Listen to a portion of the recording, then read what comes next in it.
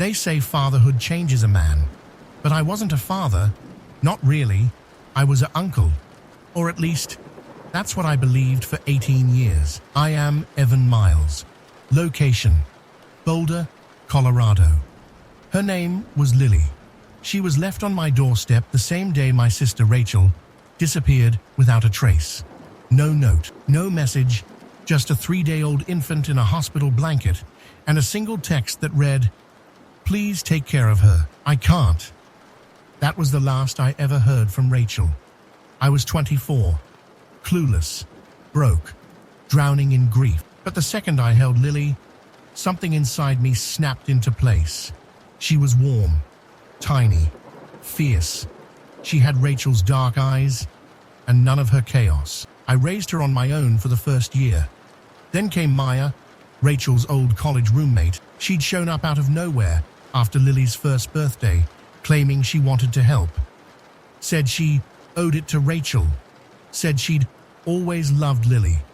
I believed her. Maya was calm where I was frantic, organized where I was scattered. She filled the silence Rachel left behind.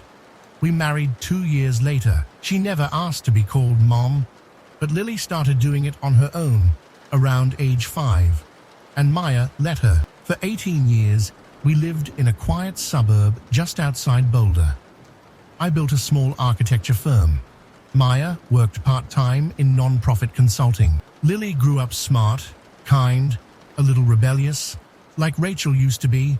It wasn't perfect, but it felt real. Until last week, I was looking for a necklace to gift Lily for her 18th birthday. Something symbolic, family-connected. Maya kept old jewelry in a carved wooden box, tucked in the back of our closet. Inside, under a velvet pouch, I found something I wasn't meant to see. A photograph. Old, slightly faded, 2 women, arm in arm. Maya, Rachel. Maya looked pregnant. Rachel wasn't. They were smiling, but not for the camera. They were smiling at each other. And on the back, in Rachel's unmistakable handwriting, 1 baby, 2 secrets. Let's never tell him. I sat on the floor for a long time. The air turned colder. The house, smaller. What did it mean? That night, I stared at Lily as she blew out her birthday candles. 18 years of memories, now cracking like glass in my hands. Was she really Rachel's daughter, or was there more? Something they never told me. I waited until Maya fell asleep. Then I took the photo, turned it over again, and read those words one last time. Let's never tell him. Too late. The clerk at the counter looked confused when I gave her the request form. You said your name is Evan Miles. Yes. And you're the legal guardian of Lily Miles. Was. She just turned 18. And you're requesting a certified copy of her birth certificate now? I gave her the best lie I could. College paperwork. She misplaced hers. She raised an eyebrow, then disappeared behind a tall gray shelf of files. 10 minutes later, I was sitting in my car with the envelope in my lap. It was heavier than it should have been. Or maybe that was just in my chest. I opened it. Certificate of birth name, Lily A. Miles. Date, August 13, 2005. Mother, Maya R. Miles' father. Place of birth, Denver General Hospital. There was no mention of Rachel. No sign she'd ever existed. Just Maya. I stared at the paper for a long time. Then I flipped it over, typed at the bottom, second parent declaration, not submitted at time of filing. Why would Maya file as a single mother? And more importantly, how? She wasn't even in the picture when Lily was born. Unless everything I'd believed for 18 years was staged. I checked the hospital listed. Denver General. I called them, posing as someone confirming delivery information for a family archive. Hi, I'm just trying to confirm who was listed during the delivery of a child on August 13th, 2005. The woman on the phone asked for the mother's name, Maya Miles. I waited. Yes, emergency C-section. Maya Miles. She had complications. The other woman listed was, let me see, her domestic partner. My grip tightened around the phone. Her what? Domestic partner. Name was Rachel Holloway. The air in my car turned to ice. Rachel wasn't the mother. She was the partner, which meant Maya was always the one who gave birth. The pieces began snapping together like cruel puzzle fragments. Rachel vanished right after Lily was born. Maya showed up months later, offering help, asking to stay, claiming she owed Rachel. She didn't owe her. She replaced her. I picked up the photo again, looked at their faces, not college roommates, not old friends, something deeper, something intimate, and something unfinished. I opened a locked drawer in my study, pulled out the old envelope Rachel had given me on the night Lily arrived. For the first time, I unfolded it completely. Inside was a hospital wristband. Name, Maya Miles. Date, 08/13/2005. And written in pen underneath, she'll never tell you, but I couldn't raise her. Forgive me. They say grief makes you blind. I think it just makes you easy to manipulate. Maya showed up 3 months after Lily arrived. She told me she'd heard about Rachel's disappearance, said she wanted to help, said she'd once promised Rachel that if anything happened, she'd take care of her niece. I believed her because I wanted to, because I was drowning, and she was the only one who didn't treat me like a ticking time bomb. She moved in slowly. At first, she was just helping out, making bottles, holding Lily when I needed sleep. Then, she started organizing the house, cooking, doing Rachel's laundry. Eventually, she stopped sleeping in the guest room, and I stopped asking why. Now I see it for what it was: rehearsed, timed, controlled. I opened my old laptop, the one I hadn't touched since before we got married. I knew Maya had used it briefly when hers crashed, years ago. Maybe she left something behind. Buried in an old documents folder, I found a subfolder titled Raised. Inside, one video file, no title, no metadata, just a timestamp, September 23rd, 2006. Lily would have been just over a year old. I hesitated, then hit play. Grainy footage, shot on a handheld camcorder. The camera pans to a crib. Lily, sleeping peacefully. A lullaby playing faintly in the background. Then, Maya's voice. You'll never know the truth, sweetheart. But that's okay. He doesn't need to know either. We're your family now. She leans over the crib, brushes Lily's hair with her fingers. She couldn't do it, but I can. I will. She turns the camera to her face, smiles. One day, he'll thank me. I slammed the laptop shut. There were no lies, because there was never a truth to begin with. Maya didn't step into a broken family. She constructed it, like an architect of grief, using me as the foundation. I opened the old photo again. Rachel was leaning toward Maya, their hands intertwined, not friends, not sisters-in-law, something else. I pulled out the safe deposit key Rachel left me with Lily's baby bag, a brass tag with the number 0312. I had never opened it until now. Inside the safety deposit box was a journal. The first page, written in Rachel's hand. If you're reading this, Maya already won, but maybe it's not too late to take her down. There's something brutal about a DNA test. It doesn't care about how much you loved someone, how many years you spent putting them to bed, or how many times you cried for them in the dark. It's pure, unforgiving, and final. I brought in 2 samples. Mine, Lily's, swabbed from a used toothbrush. I told the tech I wanted paternity confirmation. I didn't say why, didn't need to. The look in his eyes told me he'd seen this before. They emailed me the results in 3 days. I opened it alone in the hallway outside Lily's old preschool. The The same building I used to wait in front of while she clutched finger paintings and ran toward me like I was her whole world. I tapped the file open, read the words once, then again and again. Probability of paternity 0.00%. No biological relationship identified between Evan Miles and subject B. I wasn't her father. I wasn't her uncle. I was nothing but a placeholder in a life designed by someone else. I drove home in silence. Maya was out. The house was still. I pulled out Rachel's journal from the safe deposit box and turned the pages slowly. Mostly fragments. Unfinished thoughts. Pain. She promised me we would raise her together. But she changed after the birth. She said no one would ever accept us. Then she said she had a backup plan. I didn't know it was him. I didn't know it was you. I stared at that line. You. She meant me. Maya planned it all. She didn't just take Lily. She took me. Used me as a decoy, a beard, a cover story, so she could keep the child, erase the mother, and never face questions.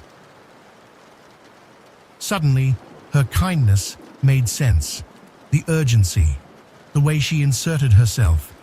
She never stepped in after a tragedy. She created it.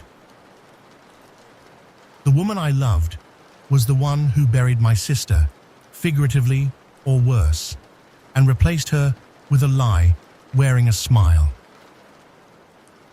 I stared at the last page of Rachel's journal. A single sentence, scribbled sideways in desperation. She's going to file something behind your back. Check the trust. She forged my name. Grief is messy. Legal paperwork isn't. That's how Maya got away with it. I took Rachel's journal with me to the courthouse. Inside was the page that changed everything. A scribbled warning about a forged document, a trust, a will. I gave the probate clerk Rachel's full name, Rachel Lynn Holloway. She pulled up the case file without hesitation. You're listed as the legal custodian for her daughter, correct? I thought I was her niece. It says, child of interest in this case. She handed me a slim beige folder. I sat down at a plastic desk in the corner and opened it. There it was, custody transfer of one minor child. Lily A. Miles petitioner, Maya R. Miles, co-signer, Evan T. Miles. Supporting document, handwritten statement signed by Rachel Holloway. Dated September 3rd, 2006. Witness, Dr. Elaine Parson, Ph.D., deceased. Something was off. Rachel had vanished in August. I hadn't heard from her since. How could she have signed anything in September? I scanned the signature. At first glance, it looked like Rachel's, but it was shaky, slanted differently. The R curled like Maya's, not Rachel's, and the witness, Dr. Elaine Parson. She wasn't Rachel's therapist.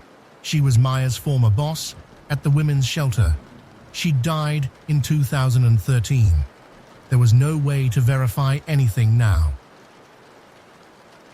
I copied every page, even the notarized affidavit, a typed sheet where Rachel supposedly gave full consent to Maya as guardian and protector. The wording was mechanical, cold, not Rachel. I went home, pulled up my shared drive. Maya had filed all our documents under a folder labeled Family Archives. Inside, I found a scanned PDF of that same trust agreement. But this one had been created months after the courthouse filing date. Metadata said, created January 14th, 2007. Author, M. Miles. She'd edited her own version, printed it, had it witnessed, filed it as if Rachel had written it. My hands shook. She didn't just lie to me, she rewrote my sister's voice, and the court believed it, because grief makes people look the other way. I opened a drawer and found a tiny audio recorder, the kind Lily used for her high school interviews. I clicked it on, set it on the table, and waited. Maya would be home in an hour. It was time she told me the truth, in her own voice. The front door opened. I didn't look up when she said, "You're home early." I just said, "You forged Rachel's will, didn't you?" Silence. Then, "Sit down," Maya whispered. "I'll tell you everything." Maya sat across from me at the kitchen table. Her hands rested on the grain like she was touching sacred ground. The recorder sat between us, its red light blinking. She saw it, didn't flinch. "You already know, don't you?" she said quietly. "I know enough," I replied. "I just want to hear it from you." She looked tired, older than I'd ever seen her. She folded her hands. "Rachel and I were together for 3 years. Romantically," I clarified. She nodded. "She was the wild one, but I loved her more than anything." "Then why did she vanish?" "Because she was unstable. You know that. She couldn't handle motherhood." I didn't respond. She continued. "When Lily was born, Rachel panicked. She wanted to run. I begged her to stay, but she couldn't be a mother, Evan. She just couldn't. She left Lily with me, and she never came back. You forged her name." Maya didn't deny it. "The court wouldn't have let me keep Lily without parental transfer. I needed Rachel's name, so I gave them a version of the truth. You stole her daughter and made me raise her thinking she was my niece. I gave Lily a family. I gave you purpose again. That baby saved you as much as she saved me." The audacity in her voice nearly broke me. She said it like she'd done us all a favor, like the lie was charity. "And what about marrying me?" I asked. "Was that part of the plan too?" She was silent for a moment. Then, "At first, yes. I needed a father on paper, a partner in the house. You were grieving, easy to reach. But then I fell in love with you." I stared at her for a long time. "You fell in love with the lie, not me." She stood slowly. "I never meant to hurt you, Evan. I wanted to keep her. Lily was the only good thing that came out of that chaos. So you built an entire life out of someone else's tragedy. We built it together." "No," I said coldly. "I built a life out of love. You built one out of control." She reached for my hand. I pulled back. "You'll destroy everything," she whispered. "If you expose this, everything that wasn't real should be destroyed." She stared at the recorder one last time, then walked out of the room. I didn't follow. I just sat there, watching the red light blink, the sound of her footsteps fading, like the lies she'd built everything on. I picked up the recorder, listened back to the last line she said. "I needed a father on paper, and you were perfect." I smiled to myself, not with pride, but with resolve. "You won't get to write the ending, Maya. Now it's my turn." I didn't scream, didn't threaten, didn't expose her in the driveway like some TV drama. Instead, I did what architects do best. I dismantled her structure, brick by brick.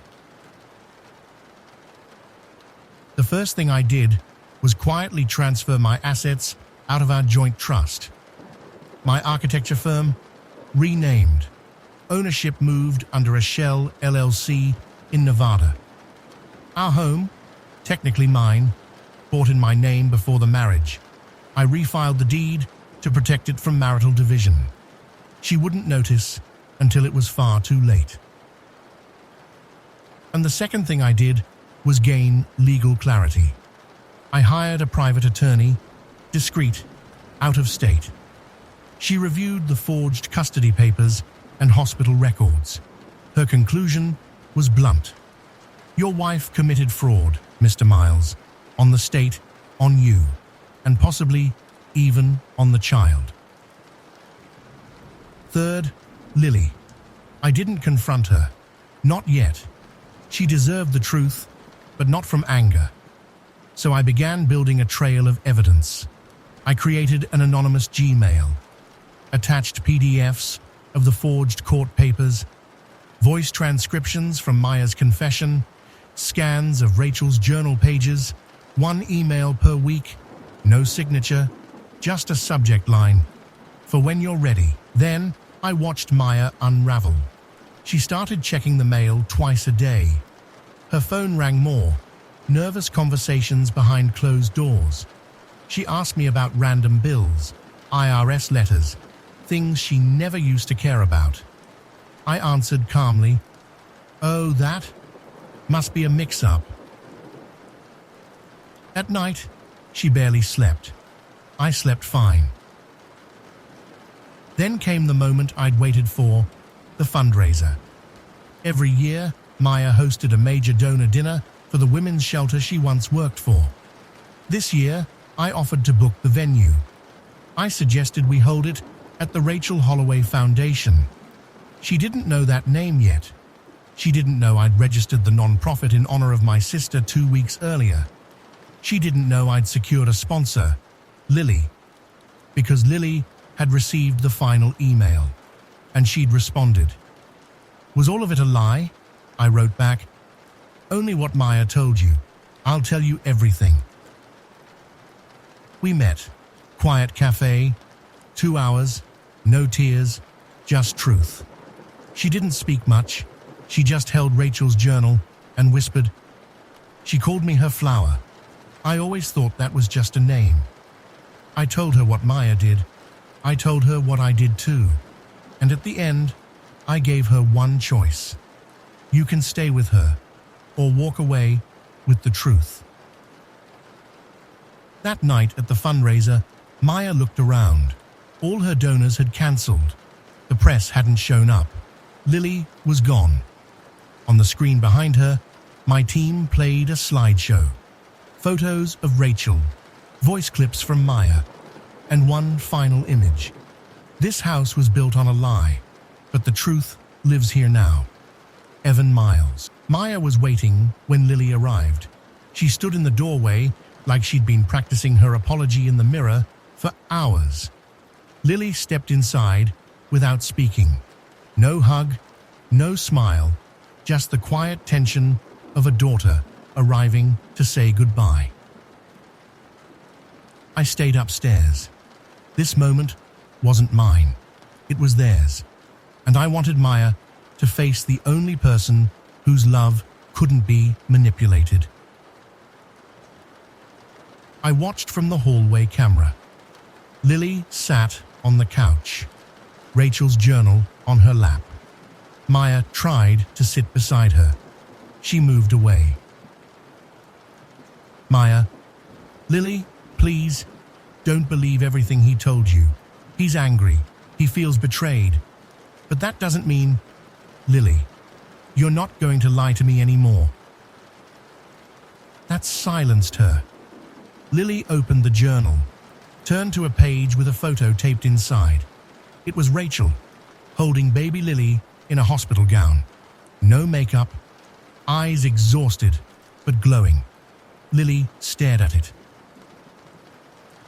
"Lily, why did she call me her flower?" Maya, softly, "That's what she used to say. You were the only beautiful thing growing out of all the dirt." "Lily, then why did you bury her?" Maya reached out again. Lily pulled away. Maya, I did what I had to. Your mother wasn't well. Lily, that's not true. You had her committed. You erased her. Maya, I protected you. Lily, no, you protected yourself. Maya started to cry. Real tears this time.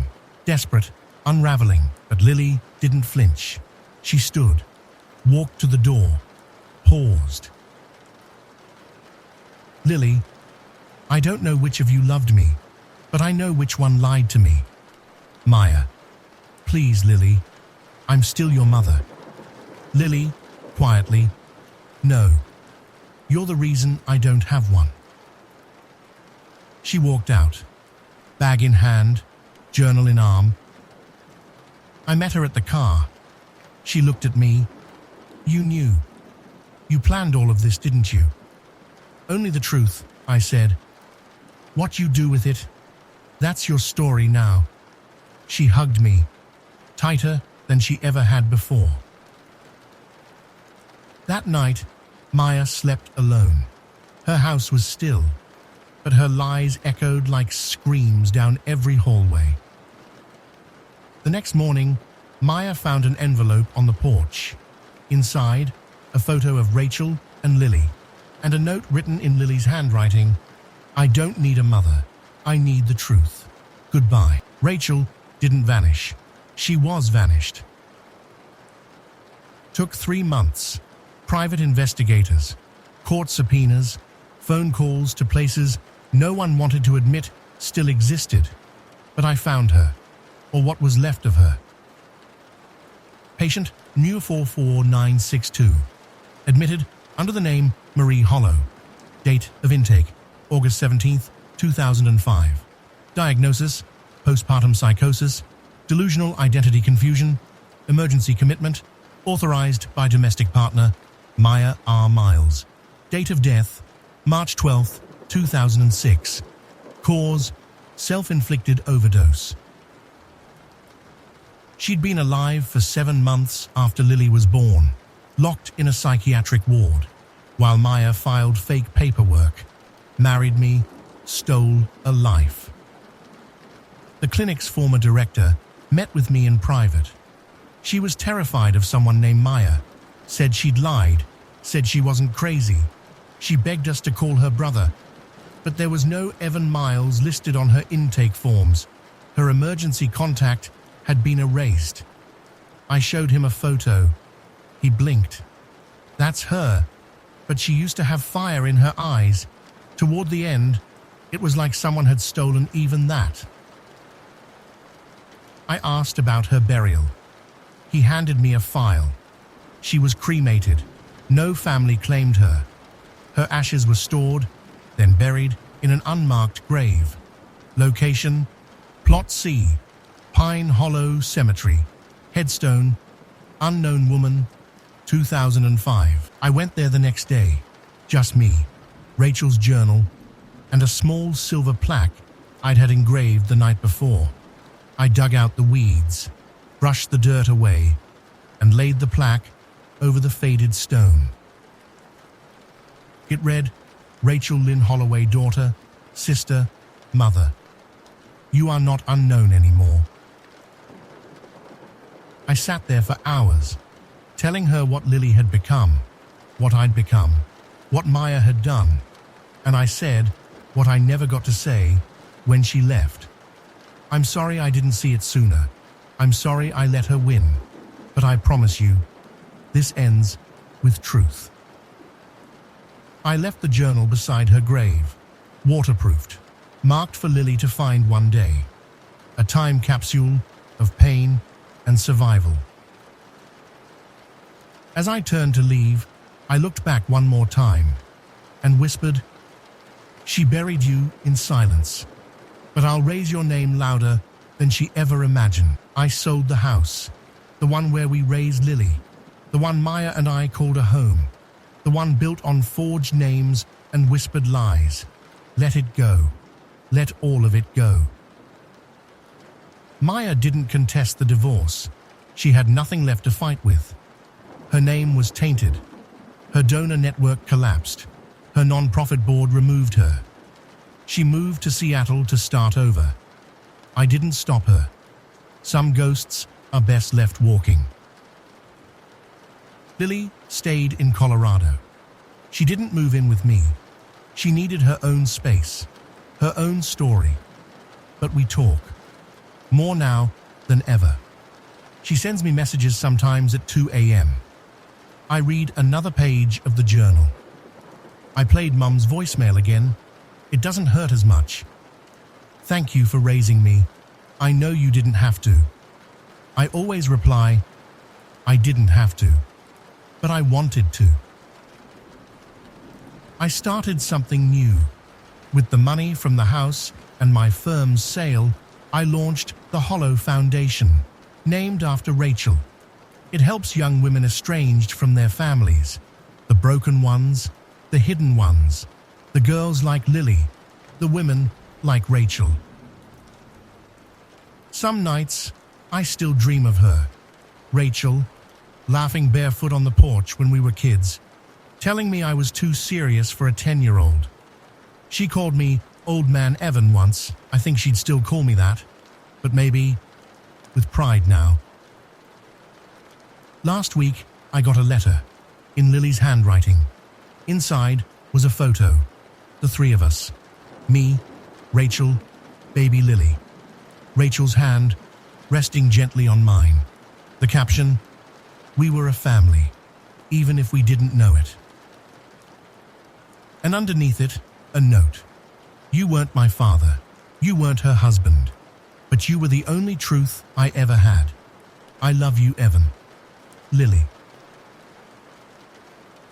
I framed the photo, set it on my new desk, next to the plaque from Rachel's grave.